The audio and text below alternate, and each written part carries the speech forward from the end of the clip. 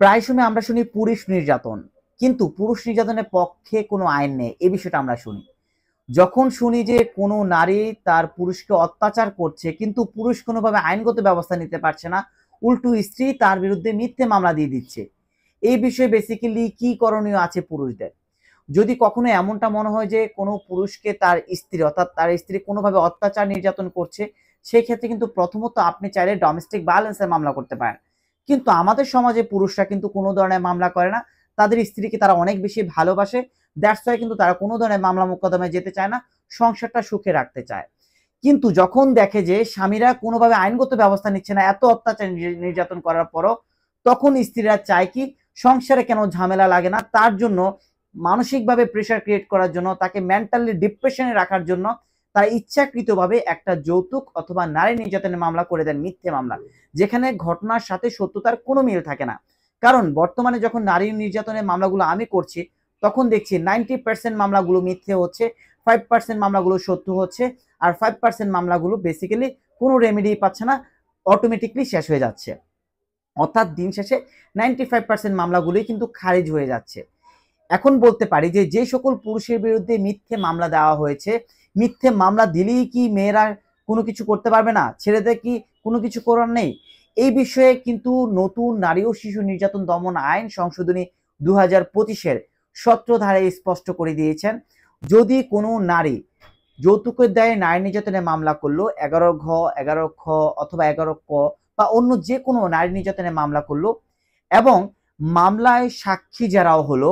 সাক্ষী যারার পর যদি যে বিজ্ঞ আদালত আছে সেই বিজ্ঞ আদালত যদি মনে করেন যে যে অভিযোগকারিণী ছিল সে মিথ্যে মামলা দায়ের করেছে, অথবা যে অভিযোগকারিণী ছিল যে মামলাটা করেছে তার কোনো ভিত্তি নেই, অথবা যে অভিযোগকারিণী মামলা করেছে যে মামলাটা করেছে তার তদন্ত প্রতিবেদনে স্পষ্ট হয়েছে যে সে প্রকৃতপক্ষে মিথ্যে ঘটনায় মিথ্যে সাজিয়ে একটা মামলা করেছে তার স্বামীকে ফাঁসানোর জন্য,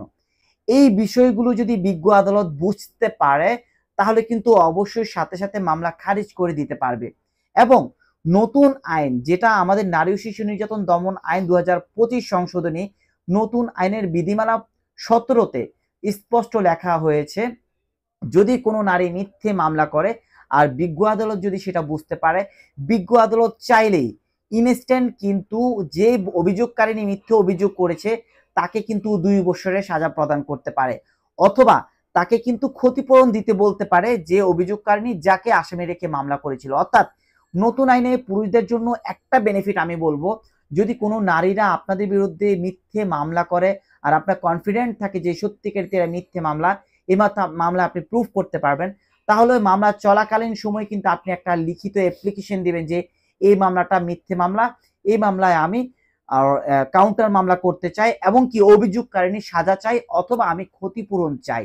যখন আপনি এই অভিযোগটা লিখে দিবেন এবং মামলা যখন শেষ হয়ে যাবে, তখন চাইলে কিন্তু বিজ্ঞ আদালত ইনস্ট্যান্ট অভিযোগকারিণীকে ক্ষতিপূরণের জন্য বলতে পারে টাকা দিতে, অথবা ইনস্ট্যান্ট তাকে 2 বছর পর্যন্ত সাজা প্রদান করতে পারে, অথবা বিজ্ঞ আদালত যদি চায় কাউন্টার মামলার আন্ডারে অভিযোগকারিণীকে আসামি করে মামলা পরিচালনা করতে দিতে পারে। সো যে সকল পুরুষরা অত্যাচারের শিকার তাদেরকে একটা কথা বলবো, ভবিষ্যতে কোনো স্ত্রী যদি আপনাদের বিরুদ্ধে মিথ্যে মামলা দেয় অবশ্যই রুখে দাঁড়ান এবং কি আইনগত ব্যবস্থা নেওয়ার চেষ্টা করুন, তবেই দেখবেন যে সমাজ থেকে মিথ্যে মামলা দূরীভূত হবে এবং কি এই পুরুষরা ধাপে ধাপে আর নির্যাতিত হবেন না। যখনই একটা মহিলাকে আপনি সাজা দিতে পারবেন, আশেপাশে সকল মহিলারা কিন্তু অবশ্যই সচেতন হয়ে যাবে, মিথ্যে মামলা থেকে দূরে থাকবে। এরপরও যদি মনে হয় যে নারী ও শিশু নির্যাতন দমন আইন নিয়ে কোনো পুরুষের কোনোভাবে মিথ্যে মামলায় ফেসে গিয়ে অনেক জটিলতায় আছেন, অবশ্যই আপনারা আমাদেরকে হেল্প নিতে পারেন, সর্বোচ্চটুকু হেল্প করার ট্রাই করব।